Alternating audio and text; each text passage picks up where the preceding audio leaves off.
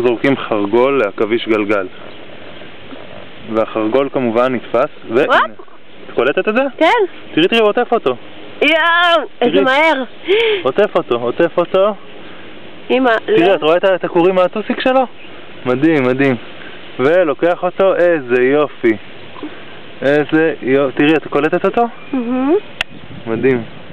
זהו, תוך איזה 3 שניות, ארז אותו. וואו. תראו אותו נח עכשיו. מדהים, מדהים, מדהים. החורים מחוברים לטוסיק, תראו. איך הכורים מחוברים מהתחת. פשוט מדהים. זהו, אי אפשר בטח לראות את זה במצלמה, אבל החרגול רואים את הבטן שלו עדיין נושמת, זזה. אוי. פועמת עם הנשימות. החרגול עדיין חי, ומה שעכשיו קורה זה שהעכביש מחכה. אם הוא יהיה רעב, הוא ייתן בחרגול נשיכה שתשתק אותו, אם הוא לא כבר עשה את זה. והחרגול, הוא שומר אותו טרי ככה, כמו מקרר. וככה אם הוא יבוא עוד אחד, הוא יארוז גם אותו, הוא יכול לארוז ככה כמה. מדהים. What a stingray.